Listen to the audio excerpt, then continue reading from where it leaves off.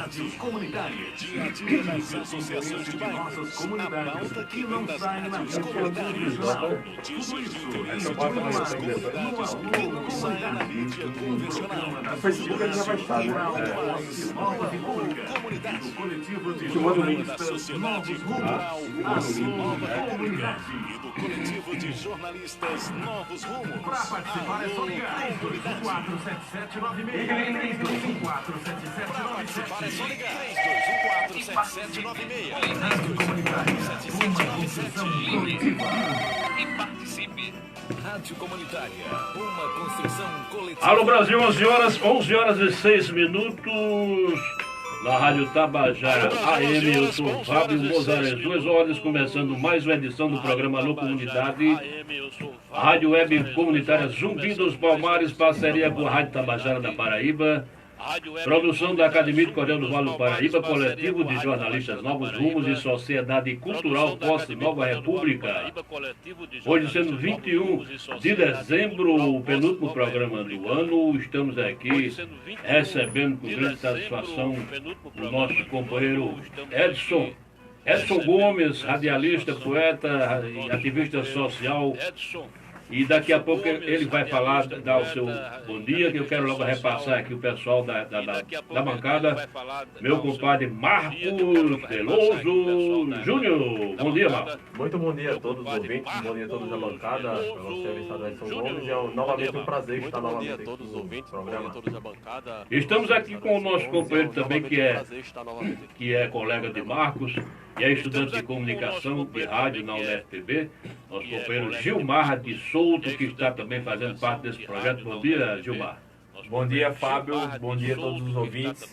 É um prazer estar aqui pela primeira vez no programa e satisfação estar aqui participando. E você acaba de ganhar um presente também. Eu repassei aqui uma camisa do projeto Cordel na Rádio Comunitária, e ele está aqui fazendo a divulgação do projeto.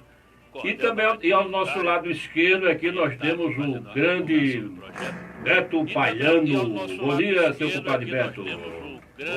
Bom dia a todos e todas. Prazer estar aqui fazendo mais uma vez este programa de grande audiência, o Alô Comunidade.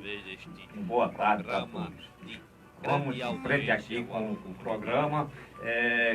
Vamos começar. Você vai fazer uma apresentaçãozinha logo aí do programa? Já pode mandar notícia já no ar. Não, vamos fazer logo a rodada de apresentação. A rodada de apresentação. Passando na sequência para o companheiro Edson Gomes. Bom dia, Edson. A rodada de apresentação. Bom dia a todos que estão ouvindo a Rádio Tabajara AM, aos quem está nos acompanhando através da nossa live no Facebook, aos amigos aqui da bancada, ao Marcos, ao amigo aqui que está aqui na bancada, ao Mozart, e ao nosso amigo Dalmo Oliveira, que também está aqui no estúdio conosco. A todos nosso bom dia. Quero agradecer inicialmente pela oportunidade de estar aqui trocando algumas palavras com vocês. Quando são 11 horas e 8 minutos, passando aqui, agora vamos escutar aqui o nosso companheiro, o Steve Wonder da periferia, meu companheiro Dalmo Oliveira. Bom dia, meu compadre Dalmo. Bom dia, Fábio Mozart, Beto Palhano, Marcos Júnior, Edson Gomes e Gilmar, né? Gilmar Fonseca. De Souto, Gilmar de Souto. Gilmar que também já nos acompanha nessa atividade de comunicação alternativa, já conhece os estúdios da Rádio Zumbi e agora está aqui conhecendo o trabalho com a Alô Comunidade. Bom dia, bom sábado a todos. Já desejar um Feliz Natal, viu, Fábio, para a galera que acompanhou na última década o Alô Comunidade aqui na Rádio Tabajara AM. Bom dia. Então é Natal, o que você fez. Se você quiser saber da nossa versão da natalina, você escuta o programa Muito Mistura a partir de 12 horas, né? 12 horas, na Rádio Zumbi, jp.blogspot.com. Eu quero agora passar para Beto Palhano, que ele vai começar o giro de notícias, Beto Palhano. Primeiro vamos dizer que nós temos uma boa quantidade de rádios aí nos seguindo o programa Alô Comunidade, que retransmite o programa todos os dias. E são algumas rádios que a gente pode citar aqui no interior da Paraíba, como a Rádio Comunitária Nordeste FM, a Rádio Bom Futuro de Porto Velho, a Rádio Comunitária Esplanada, FM de Brasília, a Rádio Acauã, da cidade de Aparecida, a Rádio Araçá, FM de Maria, a Umbu de Umbuzeiro, a Comunitária da cidade do Pilar e a Alternativa de Gurien. Essas rádios nos retransmitem, além de várias emissoras de rádios aqui da cidade de João Pessoa, da capital paraibana de todos os paraibanos, João Pessoa. Olha, eu vou anunciar aqui tem uma notícia aqui que é da TV Master, né? A TV Master tem um programa que vai ao ar às 9 horas nos sábados. E o nome desse programa é o Programa Infantil C de Criança. Ele é um programa voltado para crianças. Né? Esse programa, a partir desse próximo ano, ele vai ter repórteres mirins. Esses repórteres vão trabalhar com reportagens internas e externas. E das convidadas para ser repórter chama-se Luana Palhano. Ela tem 11 anos, é blogueirinha, influencer. Essa história aqui que é negócio para Márcio Júnior, o colega dele aqui, dizer o que é, que eu não sei o que é isso. Ela é modelo e modelo fotográfica. E está na plataforma Bloggers Kids. É modelo no projeto R-Kids e R-Kids Bloggers. Ela começou há um ano e meio, mais ou menos, no Instagram, e desde hoje tem aproximadamente 56 mil seguidores para os pais dar dicas de moda, do que usa e mostra o cotidiano em seus stories. Para segui-la, você pode acessar o Instagram Luana Clara, @Luana Clara Palhano. Ok, eu passando aqui para o Marcos Júnior com o seu giro de notícias. Eu tenho uma notícia maravilhosa para a cena audiovisual brasileira, o documentário Democracia em Vertigem, semifinalista do Oscar. Ele foi destaque no Festival de Cinema de Sundance. O documentário brasileiro Democracia em Vertigem foi um dos 15 selecionados pela Academia de Artes e Ciências Cinematográficas para integrar a lista de semifinalistas da categoria de melhor documentário para a 92ª premiação do Oscar, que acontecerá em 2020. Para quem nunca viu esse filme, é um filme da cineasta Petra Costa, distribuída pela Netflix, que cobre todo o processo de impeachment da ex-presidenta Dilma Rousseff em 2016 e a ascensão do discurso de extrema-direita que levantaram a eleição do presidente Jair Bolsonaro em 2018. Para quem não assistiu, é um documentário extremamente relevante e maravilhoso de se assistir. Ele se encontra para todos assistirem na plataforma Netflix e eu recomendo bastante. Evento de ontem aqui em João Pessoa, a performance Manifesto Um Estuprador em Seu Caminho, lançada pelo coletivo feminista chileno Les Teses, que viralizou nas redes sociais em novembro, ganhou a versão paraibana e foi apresentada na tarde de ontem no centro de João Pessoa. A iniciativa do Movimento de Mulheres da Paraíba reuniu cerca de 50 manifestantes, pelo menos 10 movimentos distintos. Alguns dados que se colocam aqui a respeito da violência contra a mulher. A cada 61 segundos, uma mulher é vítima de assédio no transporte público. Você sabia disso? A cada 72 segundos, uma mulher é vítima de violência no Brasil. 2018 teve 1.206 casos de feminicídio no Brasil, sendo 89% das mulheres sido mortas por seus companheiros e ex-companheiros. No Brasil, 4 meninas de até 13 anos são estupradas por dia. E na Paraíba, registrou nos últimos 5 anos 86 processos de feminicídio e 46 desses crimes seguem sem resposta. São dados do Anuário da Segurança Pública e do Observatório de Combate ao Feminicídio da Universidade Estadual da Paraíba. Quando são 11 horas e 14 minutos... 11h14, alô comunidade, conversando com o companheiro Edson Gomes. Eu já disse que ele é poeta, radialista, é ativista social, tá certo? Ele já deu o seu bom dia e para começo de festa ele acabou de ganhar uma cesta básica cultural do Alô Comunidade, que é uma cortesia de final de ano. O cara que chega aqui nunca sai de mão abanando, já disse a ele aqui. Ele ganhou uma camisa do Sindicato dos Ferroviários. da Paraíba, que é um sindicato que eu ajudei a fundar, tá certo, nos anos 80. E como você é um cara da luta dos trabalhadores, é um cara do movimento sindicalista dos enfermeiros, não é isso? Da saúde, então você leva essa camisa como lembrança de nossas lutas comuns. E também tem o livro Laranja Romã, tá certo? E tem o livro do meu pai Arnoldo Costa, sobre vida de advogado Labra, para você que também é bacharel em Direito, né, formado em Direito. E tem mais uns folhetos de Fábio Moisés Soares, porque aqui o visitante nunca sai de mãos abanando. Edson Gomes, eu queria que você agora, em 2 minutos pontuais, você fale de sua vida toda, tá certo? Você sintetiza geral aí para os nossos ouvintes, para a gente ficar sabendo quem é Edson Gomes, de onde veio e para onde você está caminhando, companheiro velho. Bom dia mais uma vez. Valeu! Edson Gomes é um cidadão latino-americano sem dinheiro no bolso, sem parentes importantes, vindo do interior da cidade de João Pessoa, interior que eu me refiro à periferia da cidade de João Pessoa. Nós que nascemos na periferia, um cidadão preto, né, das lutas sociais, dos movimentos sociais, sobretudo dos movimentos da enfermagem, e eu aproveito para falar do movimento de ativista da enfermagem, o MANE, falar do coletivo Ananelli de enfermagem, que nós participamos, mandar um abraço aqui para a Associação Brasileira de Enfermagem, do qual nós também fazemos parte, e o Conselho Regional de Enfermagem da Paraíba, que também nos tem a nossa admiração.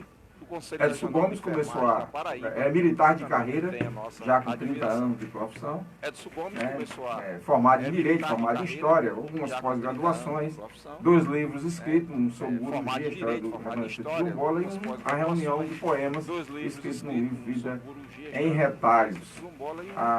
Essa é a nossa partida. Para onde queremos ir? Em busca de uma sociedade mais justa, mais fraterna, que cada um possa ter a melhor condição de vida possível e que diminua as desigualdades sociais. Você é da Polícia Militar? Sim, há 30 anos sou tenente da polícia, hoje sou tenente da polícia, com 30 anos de caserna. É formado, não? Não, sou ativo. E hoje a gente coordena o serviço de auditoria e controle interno na polícia. Falar em polícia, eu tenho aqui uma notícia que tem a ver com a próxima pergunta que eu vou lhe fazer agora. Falar em polícia, que está aqui no jornal A União de hoje. Milícias matam jornalistas no Rio de Janeiro. A Delegacia de Homicídios de Niterói, em conjunto com o Grupo de Atuação Especial de Combate ao Crime Organizado, o GAECO, prendeu ontem 39 mandados de busca e apreensão, endereços de milicianos que agem no município de Maricá, região metropolitana do Rio.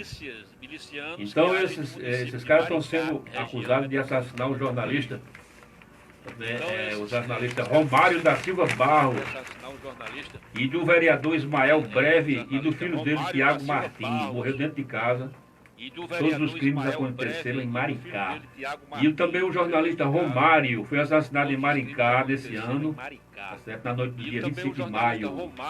E também o jornalista Robson Giorno, do jornal O Maricá, foi morto a tiros, disparado por um miliciano lá naquela cidade. Então vamos começar pelo bacharelado em Direito, você que é advogado, que é policial.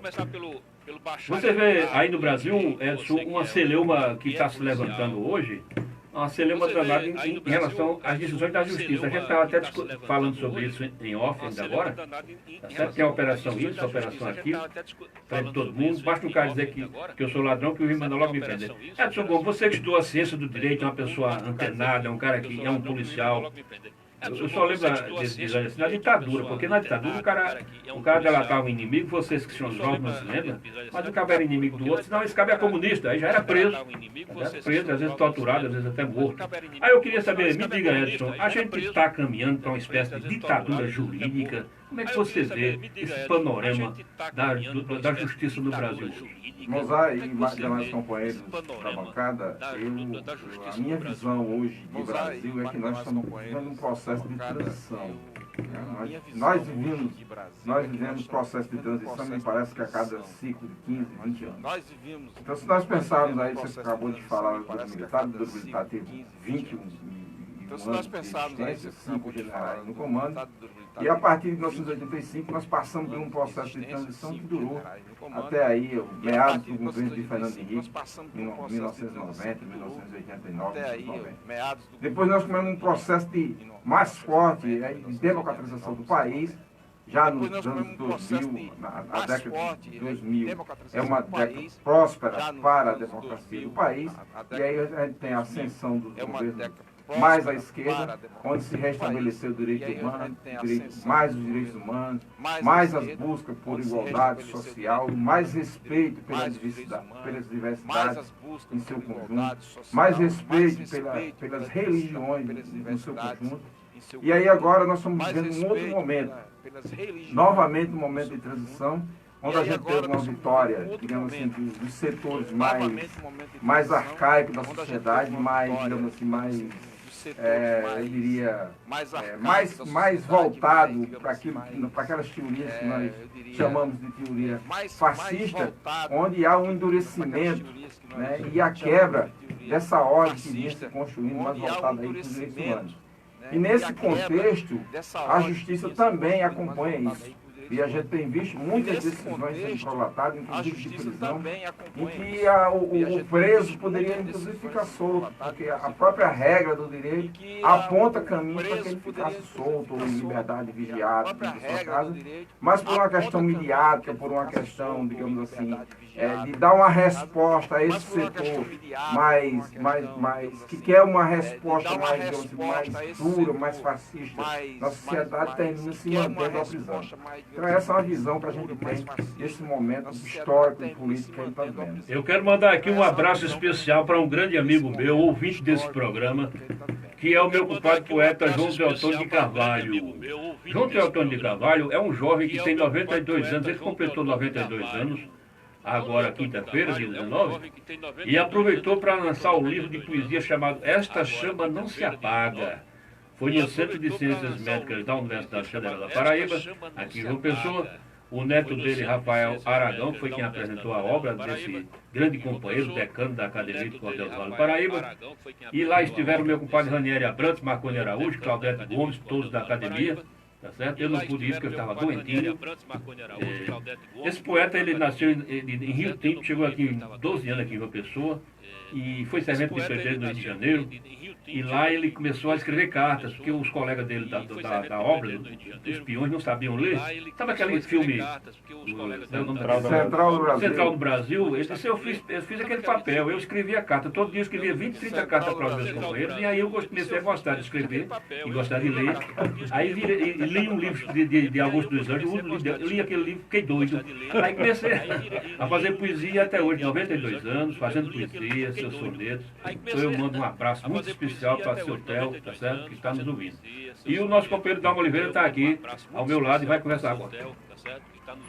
Pessoal, eu vou sair um pouco aí do noticiário mais local, né? Notícia cultural. Hoje tem Natal na usina, Natal da usina. Vai ter show de Os Fulanos, forró até umas horas, a partir das 20 horas na Tenda da Música, e vai ser transmitido aqui pela Rádio Tabajara FM, viu? 105.5, a partir das 20 horas, o forró, o Natal da usina com Os Fulanos, né? Os Fulanos. E tem a nossa amiga Meire Lima também, se apresentando hoje lá. Meire é mais cedo, a partir das 19 horas. E depois dos Fulanos tem o tal do Sou Jackson, que é uma banda também que faz homenagem a Jackson do Pandeiro. Tudo isso hoje lá na usina cultural, ali na Cruz do Peixe, né? Cruz do Peixe, né? Ali no início da Epitácio. E logo cedo, se você quiser ir mais cedo, depois da vitória do Mengão, você pode ir para lá comemorar. Vai ter às 17 horas a companhia. Uma cantata natalina. É? e fazer uma cantata natalina. Pronto, às 17 horas começa a companhia Forró Bodó de teatro com apresentação para as crianças, Fábio Mozart. E tudo isso na usina 0800. E o evento para o pessoal que vai ganhar do Flamengo? Tem, lá no Burto de Tamandaré. 11 horas e 24 minutos. Essa pergunta aqui, quem mandou foi um cabo aqui que escuta esse programa, que é um grande amigo meu, historiador, professor da Rede Estadual de Ensino, meu compadre Manuel Belisário, viu? Você que é historiador, Edson Gomes, você que é especialista em história da Paraíba, na sua visão, o Manuel manda perguntar assim, quais são as grandes polêmicas que ainda hoje são discutidas sobre nossa história e aí não se chegou ainda a um consenso, no caso da Paraíba? O que é que você tem? Tem diversas polêmicas. Se a gente pegar o período cientista, por exemplo, a gente ainda se discute até hoje entre os teóricos que da Paraíba, lá da fundação da Paraíba. Se seria Ninguém sabe quando foi que a Paraíba nasceu. Se seria 1574, com o decreto-rei que estabeleceu a capitania da Paraíba, capitania real da Paraíba, o que gera outra polêmica também, inclusive porque uns dizem que é a capitania real da Paraíba, outros dizem que é a capitania do Rio Paraíba.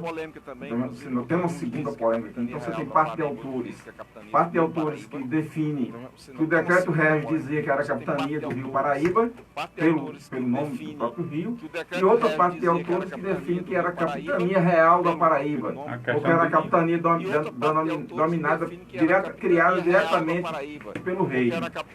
Uma outra questão é a questão da data, por exemplo, 1574, que é a data de fundação da Carta Régia, ou se é 1585, que é a fundação da cidade de João Pessoa, naquela época de Nossa Senhora, cidade de Nossa Senhora das Neves. Então, tem diversas, isso são polêmicas que estão aí. A questão, por exemplo, se a gente pegar 1930, algo mais próximo da gente, inclusive tem um livro muito interessante de Zé Otávio de Arruda Melo, que é a chamada Revolução Estatizada. Foi revolução, foi golpe, como a Paraíba entra para compor o quadro da Revolução.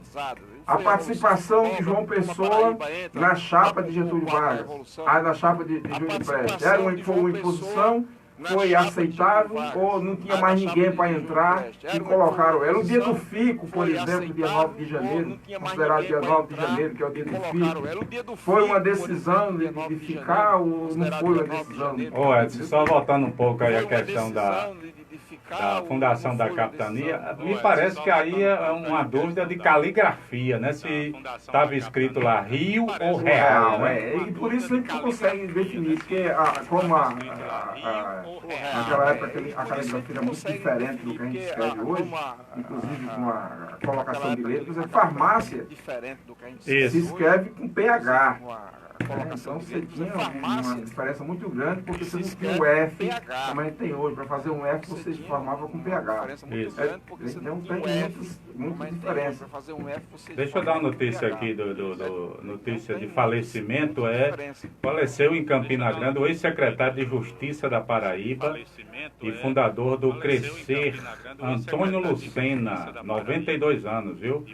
Ele também foi fundador aqui da fundação, ele foi um dos reitores, dos primeiros reitores da antiga fundação da Universidade Regional do Nordeste, a famosa FURNE, que agora é conhecida como UEPB, lá em Campina Grande, e fundou também a comunidade São Pio X, que é uma comunidade católica carismática de Campina Grande, seu Fábio.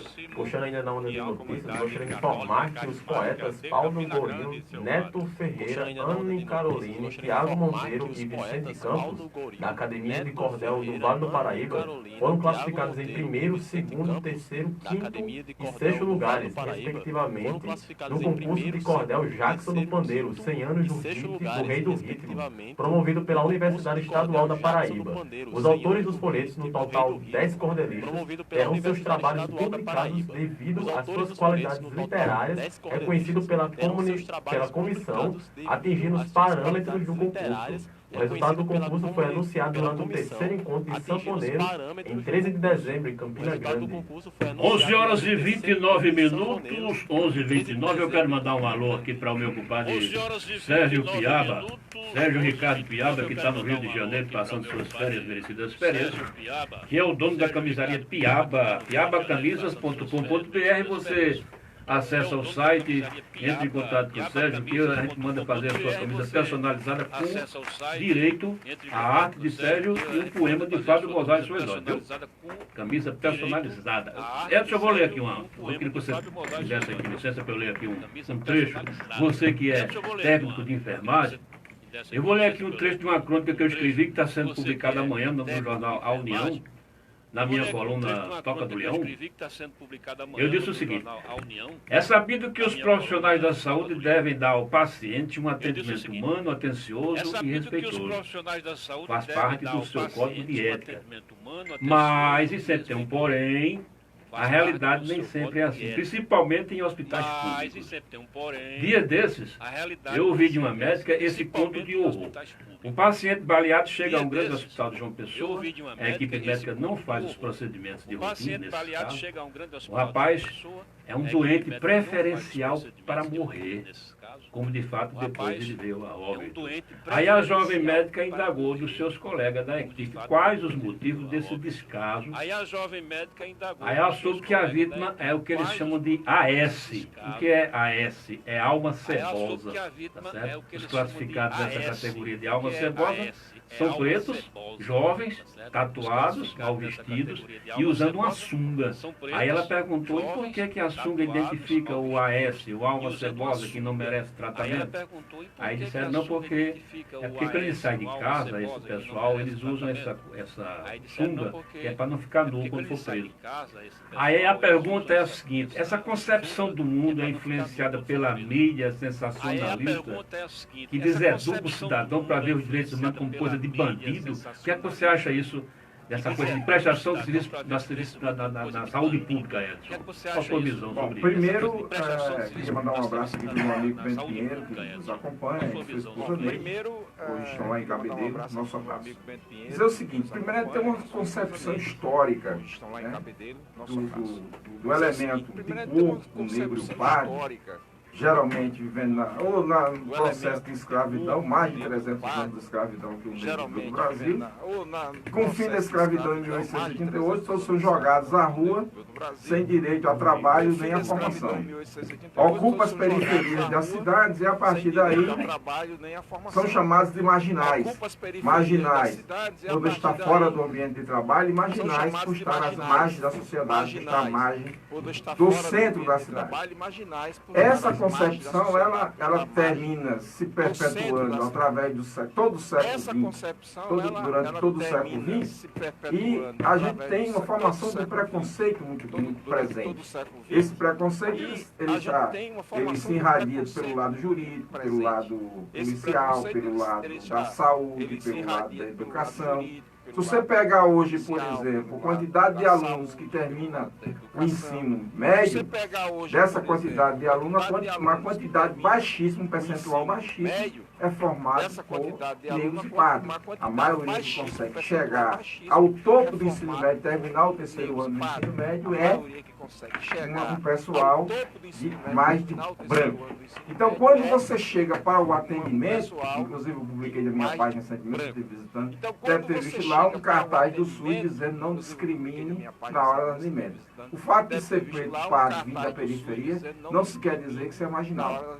O que ocorre, inclusive, a partir do ano passado, das eleições do ano passado, é que há um processo discriminatório maior ainda, inclusive incentivado pelas instituições públicas, o que nós vamos chamar de racismo institucional, que termina levando a esse conjunto de medidas ou semelhante a isso que você coloca em sua crônica. Em muitos dos casos, os negros são negligenciados. Hoje nós vimos uma notícia no jornal, por exemplo, de que um negro foi um vigilante negro, foi assassinado em Campina Grande quando tentava mostrar o documento para a polícia. Provavelmente o policial deve ter se equivocado, achar que ele ia puxar uma arma. Porque toda pessoa de cor é suspeita. Foi de cor é suspeito. Foi de cor tem uma certa incapacidade de aprender. Isso é o conjunto da obra. Foi de cor não deve estar em certos ambientes, porque se está lá é para roubar. Então tem até um ditado popular muito comum, né? Que o negro correndo é ladrão, preso é bandido. 11h34. Edson, eu estou aqui, o meu compadre Dalmo Oliveira estava aqui olhando seus livros, Edson Maria Gomes. Edson Maria Gomes é o nome do poeta, viu? Ele está com o livro Vida em Retalhos, que repassou aqui para mim, e o outro livro, Guruji, Entre a História e a Memória, um estudo de caso sobre os remanescentes de quilombolas no município do Conde, na Paraíba. Edson, eu queria que você falasse sobre sua parte de escritor, de poeta, certo? Como é que fala de sua atividade enquanto escritor? Pois é, a gente fez o primeiro trabalho, esse primeiro trabalho foi resultado há esses 2 anos, que é a Guruji. Nós visitamos a comunidade Guruji, tivemos uma vivência por lá, reunimos uma série de documentos, é um livro dentro daquele estilo, estudo que a universidade põe, com nota de rodapé, com a pesquisa apurada, trazendo documentos, inclusive a transcrição de documentos históricos, para fazer um levantamento de dados daquela comunidade do Guruji que representa a comunidade quilombola aqui no grande quilombo que a gente vai chamar, que era Gramame. Toda aquela área de Gramame, durante o sessentismo, durante os anos do século XVII, do século XVIII, era uma área de remanescentes quilombolas. Ô Edson, por que você escolheu o Guruji para esse trabalho? A escolha de Guruji foi basicamente pela proximidade e a possibilidade, como eu não tinha recursos definidos para procurar setores mais distantes, por exemplo, eu podia ter ido estudar o quilombo lá em Santa Luzia, Talhado, né, o quilombo do Talhado, mas era distante. Santa Luzia dista de João Pessoa, cerca de quase 500 quilômetros para você chegar de fato no quilombo, porque de Santa Luzia para chegar no quilombo, depois eu estive visitando o quilombo do Serra do Talhado, mas você chegar é quase 3, 4 quilômetros da cidade para você chegar no quilombo. Geralmente os quilômetros eram constituídos em locais de difícil acesso, porque facilitava inclusive a defesa dos quilombolas. Já o outro livro, o livro Vida em Retalho, nós tínhamos ao longo dos anos nós fomos construindo poesias, poemas. E aí eu digo que isso só é possível hoje, quem escreve no estilo que eu escrevi, que é estilo livre, fora daquela métrica que se tem, que as academias estabelecem, onde você tem que fazer. Mas aqui tem uma poesia que eu destaquei no seu blog, que está metrificado, e com rima. Mas a ideia é você não ter essa métrica, então parte dos poemas não tem a métrica. Isso passa aquele movimento acontecido em 1922, considerado Semana de Arte Moderna, que estabelece um novo marco para a construção, inclusive, da poesia, das artes de um modo geral. E a partir daí nós conseguimos construir esse livro, que nós tínhamos cerca de 100 poemas construídos ao longo dos anos, nós reunimos os que nós julgamos ser aqueles melhores, e aí a gente fez essa publicação. O meu compadre Beto Palhano está querendo fazer uma pergunta aqui, mas eu tenho uma aqui que antes que me esqueça, eu estou lendo aqui na contracapa do seu livro Guruji, que você foi professor de História da Paraíba no Colégio da Polícia Militar da Paraíba. Eu pergunto a você, Edson, o governo Jair Bolsonaro está pretendendo implantar colégios militares em todo o Brasil. Você acha que os colégios militares realmente têm melhor qualidade de ensino do que os que são civis, no caso? A minha opinião é de que os colégios militares eles impõem uma maior disciplina do ponto de vista. Você organiza a instituição, a hora de chegada, a hora de saída, você tem um controle maior. E agora do ponto de vista pedagógico, ele tem que obedecer aos critérios pedagógicos do Programa Nacional de Educação. Então existe um Programa Nacional de Educação. Não é diferente das outras escolas. Não é diferente das escolas. Agora, quando você coloca farda, você impõe uma disciplina de chegada, você impõe uma disciplina de resposta com castigo para quem chegou atrasado, uma espécie de castigo, não estou falando aqui de castigo físico, mas você pagar, digamos assim, transferindo para a nossa linguajar mais apropriada, pagar uma prenda porque você chegou atrasado, etc., isso impõe uma qualidade diferente aos olhos de quem vê. Mas isso não quer dizer que o processo de produção de conhecimento seja diferenciado dos demais. O que ocorre muito nos colégios militares, eu falo dos colégios militares no Brasil inteiro, e as pesquisas que nós temos feito, é o seguinte: o processo de chegada ao colégio militar, ele é um processo diferenciado. Enquanto a escola João Goulart, por exemplo, recebe o conjunto de alunos que tem em seu entorno, independente de como ele vem, Para o colégio militar, por exemplo, das polícias militares, você tem uma seleção prévia. E essa E os seleção... filhos de militares têm prioridade, não? Nesse caso tem. No caso da Paraíba tem. Nessa seleção prévia, você tira aqueles que estariam já, inclusive, melhores em suas escolas, eu estaria em melhores condições de aprendizagem. E aí você tem, no final, também um resultado melhor, porque você apega uma seleção. Professor Edson, aproveitando o tema, só um minuto, Palhano. Para a gente não fugir da linha, aqui a gente tem discutido nesse programa, já em várias edições anteriores, a questão de uma pauta que é colocada pelos movimentos sociais, de modo geral. É uma discussão que ocorreu muito até o início desse novo governo federal e que agora, com certeza, ela vai ser engavetada, esquecida e coisa e tal. Mas eu queria ouvir a sua opinião, porque você tem duas... Você tem o privilégio de olhar em dois ângulos diferentes, mas eu queria lhe perguntar qual é a imagem, qual é o conceito que se tem dentro da corporação sobre um processo de desmilitarização das polícias, Edson. Olha, assim, não respondendo pela corporação, mas respondendo a partir do meu ponto de vista, você tem esse conceito hoje, ele está bem, digamos assim, esse desmilitarização das polícias é um conceito que pouco se defende hoje. Houve, há uns 10 anos, 8 anos para trás, movimentos fortes, muito mais fortes, abrangendo muito mais gente, no sentido de querer essa desmilitarização. Hoje esse movimento está mais apaziguado, os anos estão menos acirrados, né? E a gente acredita que esse processo de desmilitarização não vai acabar, não vai acontecer. Por que não vai acontecer? E aí porque é muito mais fácil você ter um controle do contingente, você ter um controle do contingente militar. O militar, de certa forma, é um trabalhador especial. Ele não pode ser tratado no conjunto da regra dos trabalhadores. Aí você me pergunta, não, ele é diferente, ele é um homem igual a todos nós, é um homem igual a todos nós. Mas ele é um homem diferenciado quando você coloca uma arma na mão dele e diz que ele representa o Estado.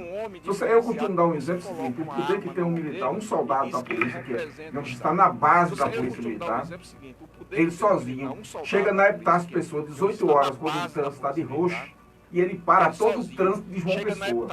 Você tem a ideia da capacidade que um cidadão desse, enquanto militar, tem. Se ele quiser fazer isso, ele faz. É óbvio que ninguém vai dar uma ordem dessa, é óbvio que ele não vai fazer isso, a menos que ele tenha escutado. Se precisar, né? Ô Edson, só para finalizar, essa questão da desmilitarização, ela já avançou em alguns países, inclusive, por exemplo, os xerifes dos Estados Unidos, de alguns lugares dos Estados Unidos, eles são votados pela comunidade. Quem escolhe o xerife é a comunidade. Ele não é militar, ele não é, né, não passa em concurso e tal, é uma coisa mais democrática. Você não acha que está na hora da polícia, a polícia militar passar por um processo de democratização, onde o controle social seja mais intenso e que o acesso também, porque quando a gente discute, por exemplo, colégio militar, fica a impressão de que os cidadãos todos vão pagar imposto para ter um colégio só para os filhos dos militares, por exemplo, que é a imagem que se passa dessas escolas militares, que é um privilégio que você está dando a uma categoria para criar escolas militares. Imagine se daqui para frente a gente for fazer escolas só para professores, escolas só para, sei lá, né, dividir a sociedade por categoria. Então, a pergunta o processo de democratização e nas comunidades, nos países onde esse negócio já avançou mais, inclusive nos Estados Unidos, que é espelho aí para muita gente, inclusive desse governo atual federal, que desmilitarizou a polícia, né? Até farda, o pessoal, aquela farda militar, em alguns países não se usa. É mais a polícia civil mesmo. Você não acha que é um passo atrás, não, nessa história? Não, mas a gente precisa compreender que cada estado, aí eu me refiro ao estado, se você pegar o estado norte-americano, estadunidense, por exemplo, norte-americano, se você pegar a Europa e pegar o Brasil, nós somos povos, embora sejamos gente, mas somos diferentes das nossas essências. Então, a Europa tem avançado diferente dos Estados Unidos, por exemplo. Os Estados Unidos têm avançado de alguma forma. Agora, para se entender que a democracia nos Estados Unidos é diferente da democracia brasileira. Né? E aí você também tem uma polícia diferente nos Estados Unidos. Mas isso não quer dizer que ela seja desmilitarizada. O que a gente recebe, por exemplo, de encomenda nos filmes, a gente vê sempre bombeiro fardado, a gente vê sempre policial fardado nos Estados Unidos. A gente vê guarda de trânsito fardado nos Estados Unidos. Tanto lá como aqui, você tem uma divisão de polícia. Você não tem uma polícia única.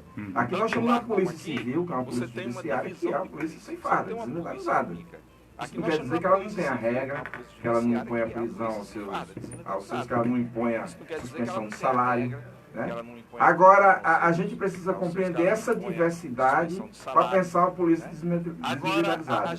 A polícia tem se modificado muito, eu diria, nas últimas 2 décadas, e eu tenho acompanhado isso presentemente, tanto no tratamento com a população, no processo de formação. Eu dou aula no Centro de Educação da Polícia Militar da Paraíba, e você hoje chega numa sala de soldados, de formação do curso de formação solar, inclusive agora o governo do estado chamou um monte de gente agora, nova turma. Né? Não, de soldados. Sim. Foram chamados mais de 500 soldados recentemente, para uma semana, de dias. E você chega numa turma de 30 alunos e pergunta quem é formado aqui. 25 levanta a mão. Em 1990, quando eu entrei, perguntava-se quem era formado e não levantava-se uma só mão. Num curso de quase 300 anos, que em 1990 você tinha 2 que tinham formação ou estavam concluindo uma formação. Então você tem um processo de humanização da polícia. Aí a gente fica tabelando todas as polícias pela polícia do Rio de Janeiro. O Rio de Janeiro é um caso sui generis no Brasil inteiro. Você tem antes de pegar outras polícias, a Polícia Militar da Paraíba, por exemplo, nós fomos conceituado em 2018 como uma das melhores polícias do Brasil. Ô Edson, pela ordem de inscrição, meu compadre Pedro Palhano tem uma pergunta. É a pergunta, né? Também, desmilitarizando aqui um pouco, né, já a conversa está muito militarizada. Eu quero mandar um alô aqui para a dona Hilda Palhano, para Bob do Sax, para Chico do Pandeiro, para seu Pedro da Bomba, Cebolinha e Marinaldo Mangabeira. Marinaldo que perdeu o prêmio, né? Não foi buscar? Perdeu. Eu acabei de passar o prêmio aqui pro meu compadre Gilmar, viu? Marinaldo, você perdeu a camisa. Perdeu, não veio buscar? Perdeu. Olha, hoje no sabadinho, daqui a pouco mais, 12h30, tem Salete Marrom. Ela é quem vai, ela é cover de Alcione, por isso o Marrom, e é ela quem vai abrilhantar hoje, um sabadinho bom, lá na Praça Rio Branco. A pergunta que eu iria fazer ao entrevistado era sobre Guruji, né? Já distanciou-se um pouco e tal. Mas eu queria saber dele o seguinte, se na pesquisa que ele fez, se essa pesquisa, como ele falou mesmo, que Gramame era um grande quilombo, né? Ali são várias remanescentes de vários grupos quilombolas, né? Então, aí eu queria saber se a pesquisa do livro deve ter ficado restrita a Guruji, mas se nas pesquisas você conseguiu chegar a alguns outros grupos, como ali em Mussumago, que em Mussumago tinha a própria, mais em Gramame, mais embaixo, no sítio Engenho Velho, por aquela região toda ali. Inclusive, existe uma história que de Mussumago que foi onde surgiu esses primeiros quilombolas que foram registrados com a família Paixão. Não sei se você sabe dessa história. A gente andou vendo isso também. O quilombo do Gramame, como você ele é semelhante, aí os quilombos eles são semelhantes nesse aspecto. Você tem o quilombo do Gramame, por exemplo, o quilombo do Catucar, o segundo maior quilombo do Nordeste brasileiro. Você tinha o primeiro quilombo, que era o quilombo de Palmares. O quilombo de Palmares reunia 12 ou mais conjuntos de agrupamentos quilombolas. Então não era só um quilombo só, era um conjunto de agrupamentos quilombolas em toda a Serra da Barriga, que ia, naquela época, atingindo toda a extensão da zona da mata pernambucana da zona da mata da capitania de Pernambuco. Então você tem o quilombo de Gramame, o quilombo de Gramame ele tem, entre outros quilombos, você tem o Mussumago, você tem o Bugi, você tem, dentro do quilombo de Gramame, você tem Paratibe, você tem o quilombo de Piranga. Nós focamos o nosso estudo porque não dava para dar conta de tudo num livro, num espaço de pesquisa. Então nós focamos para dar conta e trazer uma história. Então a gente chega no remanescente quilombola como sendo o pessoal, por exemplo, fugido do quilombo do Catucá, aqui perto de Recife, perto da capitania de Itamaracá, ali onde fica Igaraçu. Então tinha um grande acervo, um grande quilombo ali, e um dos fugitivos de lá vieram para cá, e aqui terminaram se aglomerando e fazendo o quilombo do Bugi. Então essa que foi o que apontou essa pesquisa, isso por volta de 1700, finalzinho dos 600 para o início dos 700. 11 horas e 49 minutos pela ordem de inscrição, meu compadre Marcos Júnior. 11 horas e 49 mais um pouco ainda, falando no meio acadêmico. Muitas vezes, muitas vezes o professor de história, o historiador, é desprezado por muitos governos ou até pelos próprios alunos. Falar para que estudar coisas que foi do passado. Gostaria de saber qual a importância do professor de história ou até mesmo do historiador pela história da humanidade, na comunicação. Marcos Castro Alves dizia, tinha um poema que dizia assim: bendito ser voz que sameia livros a mão cheia faz o povo pensar. Um livro caindo na alma é germe que faz a palma, é chuva que faz no mar. Voz, o tempo das ideias, larga a mesa multidões para o batismo luminoso das grandes revoluções. Olha, o que é que isso quer dizer? Estamos falando de Castro Alves, poeta dos escravos, que lutou pela abolição, etc. Mas então a gente nos dias atuais. O historiador é aquele que dialoga com o passado, presente e futuro, tá? E isso mexe com essas estruturas dominantes, porque terminam mostrando que nessa estrutura dominante tem algo de podre em suas raízes. Tem algo de preconceituoso, tem algo de uma dominação terrível, tem algo de espoliação da classe trabalhadora. Então, quando você traz isso para a sala de aula, aí a turma começa a criar movimento da história da escola sem partido, criar movimento da escola sem ideologia. Hoje nós estamos dando aula, e quando a gente fala de Marx na sala de aula, alguém começa a rechaçar, não quer mais ouvir Marx. Não existe história econômica. Não existe história econômica sem falar da história de Marx, sem falar do capitalismo. Não existe você falar de sociologia sem beber na fonte de Max Weber, do Heine, então, não passa por uma compreensão de que você tenha uma aula de qualidade, uma aula que faça questionamento de tua realidade presente com base no teu passado, sem que a gente vá buscar beber nessas fontes que são os teóricos do século XVII, do século XVIII, do século XIX, aquilo que nós chamamos do iluminismo, daquele processo de iluminismo. Não tem como você falar de direito hoje, de filosofia do direito, se você não for buscar Montesquieu, se você não for buscar o contrato social de Jean-Jacques Rousseau, se você não for buscar Thomas Hobbes, não tem como falar disso. No horoscópio eletrônico da Rádio Tabajara, a gente estava marcando aqui 11 horas e 52 minutos.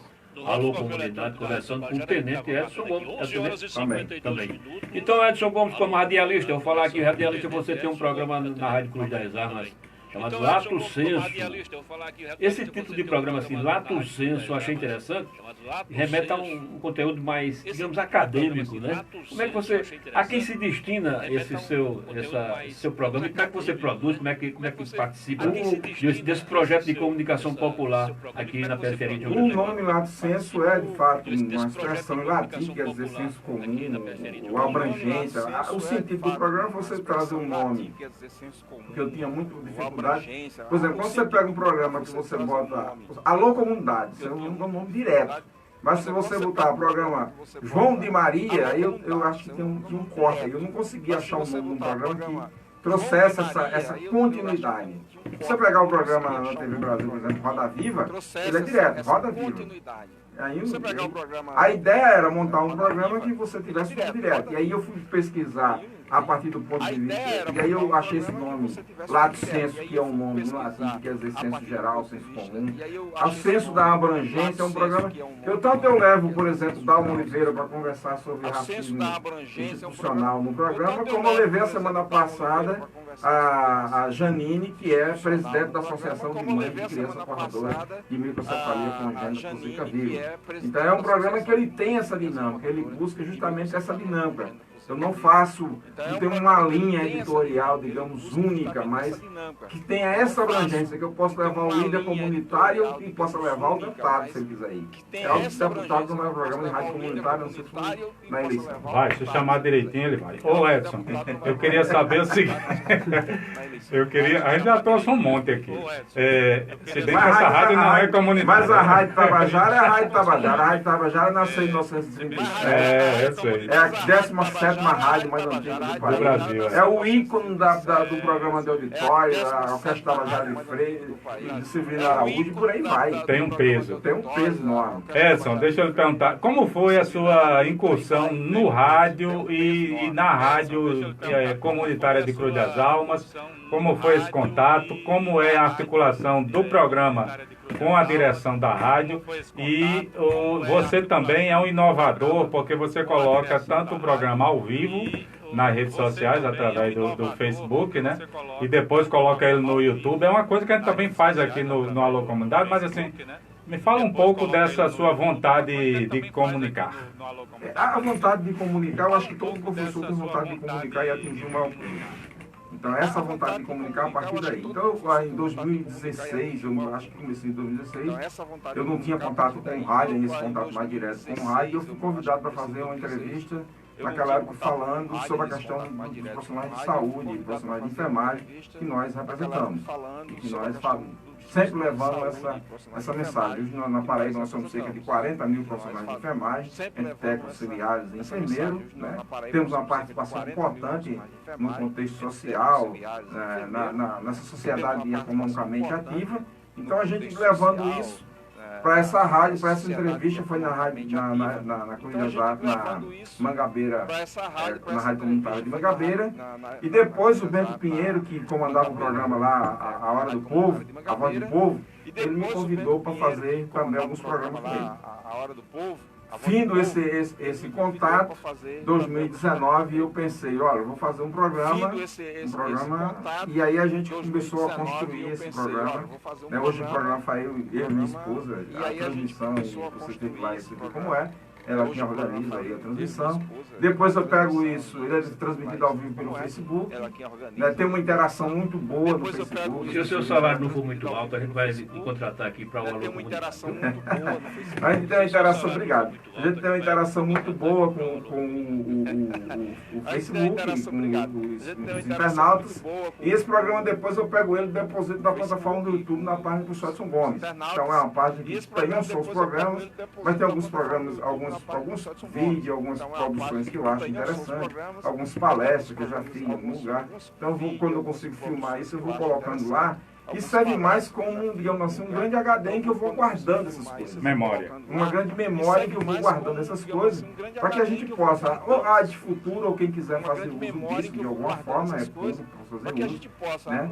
A gente faz. A nossa interação com a direção da rádio, a gente chega, tem alguém lá, a gente faz um programa, não tem uma interação direta, assim, de apoio, não. A gente tem um espaço, né, tem uma reserva desse espaço, quarta-feira, de 20 a 21 horas, e a ligação é essa, não tem mais nada além disso. Faltam 3 minutos para as 12 horas, a gente tem mais 5 minutinhos aí, não?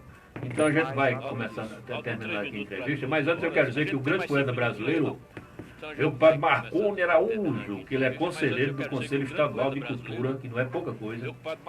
Ele requereu na última terça-feira, por ocasião da 4ª reunião ordinária do Conselho Estadual de Política Cultural da Paraíba, o Marconi requereu apoio institucional para fazer o Festival Estudantil de Literatura de Cordel, e ele recebeu o apoio do próprio secretário de Cultura da Paraíba, Damião Ramos, que esteve lá, que é o presidente do Conselho. Então, parabéns para Marconi pela sua luta em favor da poesia popular. Mas falar em poesia, Edson Gomes, aqui temos o seu livro um livro de poesia chamado Vida em Retalhos. Eu li um poema muito arretado aqui que eu li, eu quero declamar aqui. Há coisas que não se acabam, maltratam gerações e gerações, feridas desiguais sem tratamento, racismo que dói o coração. Dizem que não são bem assim, mas não aceitam a igualdade. Não há lugar para os negros se a luta não for de verdade. Ontem um tronco e a senzala, o cativeiro era abrigo. Hoje a favela e a polícia, a morada e o castigo. As letras eram um sonho, a formação inatingível, o sustento era minguado, o trabalho só cativo. A luta fere e mata, mas resistir é necessário. E reparação é um direito, ser negro, ser gente, merece respeito. Esse seu livro tem mais assim, um viés social, político? O livro é um conjunto de poesias, então ele é mais ou menos dividido em 3 partes, ele tem alguma coisa mais voltada para um certo romantismo. Tem um lirismo, tem um certo lirismo. Tem um certo lirismo. Tem uma parte que eu trato a questão mais política, mais filosófica, inclusive com esse poema aí que a gente faz alusão à luta, a nossa luta contra o preconceito, a nossa afirmação como elemento periférico, negro, né, que está na resistência desse movimento. E tem uma outra parte que a gente termina trazendo alguma coisa sobre a nossa vida, digamos assim, a nossa vida em sociedade, o que a gente faz. E aqui, João Pessoa, como é que você pode adquirir seu livro? Aqui em João Pessoa tem na livraria do Luiz, tem. E aqui em João Pessoa, como é que você pode adquirir? Pode ser adquirido também através do livro de autores. Ser baixado, pegar o livro impresso ou diretamente com o autor, se alguém quiser ligar, mandar uma mensagem pelo WhatsApp, pelo WhatsApp 988835642 ou através do nosso inbox, algum bonitinho, né, que inventaram agora, inbox no Facebook. Muito bem. Edson Gomes, nosso entrevistado de hoje. Uma curiosidade, professor Edson, as pessoas lhe confundem com o regueiro lá da Bahia, não? Não, por causa do cabelo. Edson Gomes, essa semana foi aniversário de Palmira Rodrigues Palhano, que vem a ser irmã do nosso âncora Roberto Palhano. Eu quero mandar também um alô especial para Ana Margarida Jesus, que aniversariou na semana passada, Sara Vital, do Recife, a jornalista Carolina Barroco, que está aniversariando hoje, e também a minha amiga jornalista também, Edileide Vilaça, viu? Aniversário de Edileide Vilaça hoje, aqui segundo o fofoqueiro do Facebook. Mandar um alô também para a professora Ângela Diniz, pessoal que nos acompanha também no Facebook. Fábio Mozarte. Fábio Mozarte, nas suas outras. Olha, são 12 horas e 1 minuto. A gente vai começar a se despedir. Começou a sessão de despedida. Eu quero mandar também alô para um sujeito chamado Marinaldo, que mora em Mangabeira. É o ouvinte número 32. Eu estou fazendo aqui o ranking estadual. Ele acabou de perder sua camisa, passou 15 dias a camisa esperando aqui, não veio, perdeu. Viu? Eu quero mandar também um alô pro meu compadre Major Edmundo no Cristo. Esse Major Edmundo, viu, ele já foi entrevistado aqui nesse programa, é major da Polícia Militar. E é maestro. Ele é maestro da banda da Polícia Militar, um cara muito arretado, gosto muito dele. É o Major Edmundo, que mora lá no Cristo Redentor, que eu mando um alô. Outro camarada que é ouvidorzinho da gente é Jânio Lutero, que é da cidade de Cabedelo. E também a minha amiga Lili Soares, lá de Itabaiana. E também minha grande amiga poeta Jandira Luciana, que mora aqui em Mangabeira também.